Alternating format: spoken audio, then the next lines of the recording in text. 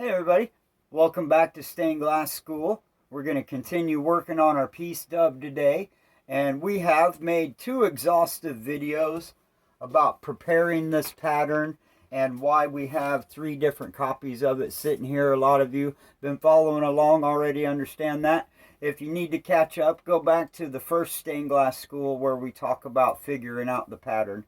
But at any rate, moving along for everybody else, what I wanted to talk about before we start cutting into this pattern and cutting these little miniature individual templates of glass, which is all this is, and that amalgamation of that then becomes your template pattern, and then which you trace those onto glass and then cut those out of the glass, and then eventually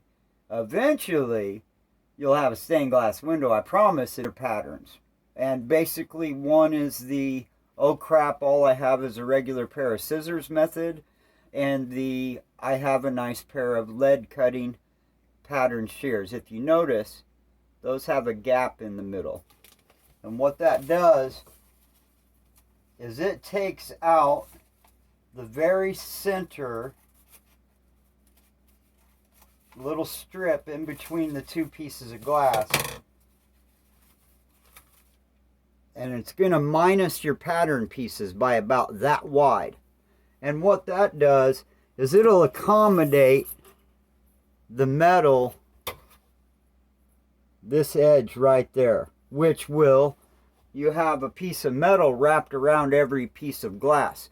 So that thickness is going to add up exponentially.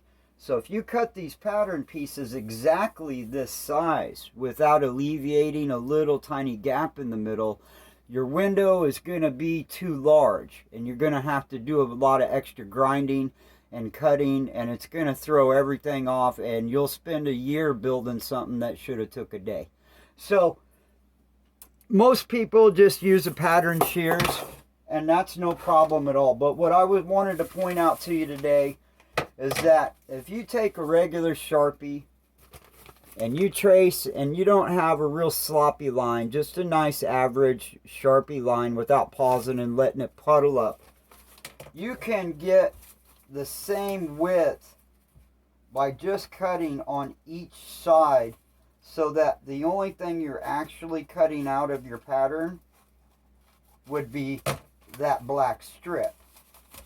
Now that one, if you have to use that method, I would cut half of your window out and assemble that, and then go back and cut the rest of your glass, because you may not have the right width to accommodate for the accumulative of all the widths within the lead channel. And even if you're using copper foil, you know, this doesn't seem like it's very thick at all. It's just a piece of copper, you know, copper line, little piece of aluminum foil.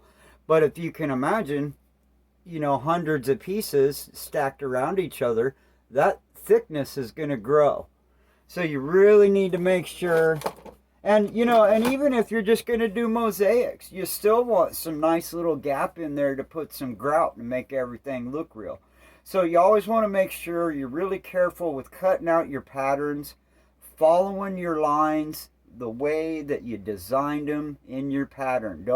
This is no time to make changes unless you're going to make changes to all 3 copies. That would be my only recommendation. So I'm going to come over here and cut this pattern out, put it on high speed, and let you guys see what that looks like as it plays out. And I promise you, the very next video, probably even tomorrow, will be some actual glass cutting. We're going to finally get our hands on some tools, stop playing around with all this pencil and paper and scissor kindergarten stuff. You guys have figured it out. You know everything you really need to know about patterns until you start making them yourself, and then you can get into the fun of figuring out which line goes where. So on that note, thanks for joining me today. I hope you guys are learning something about the art and craft of stained glass. It's a time-honored tradition that I would like to keep around in American culture, and there needs to be people to continue this trade, because all the old timers are getting old and the studios are disappearing, and pretty soon nobody's going to know how to repair these things. So my goal is to pass this information along to the next generation and anybody that has any curiosity, and that way through conversations in life and how things go organically, somewhere along the line somebody will know how to take care of a beautiful church window as opposed to just destroying it or selling it off to an architectural company. These things are always worth saving. They'll outlive you and me both. So on that note, I hope you enjoyed today's lesson. Stick around for the process if you want to see it. And don't forget to join us next time. We're going to actually start cutting some glass. And then after that, I'm going to go back in and start practicing some piano, getting ready for Ruin Your Favorite Song Friday. Always looking forward to that. So don't forget about that. Tune in for that. And we'll see you next time. Thanks for joining me.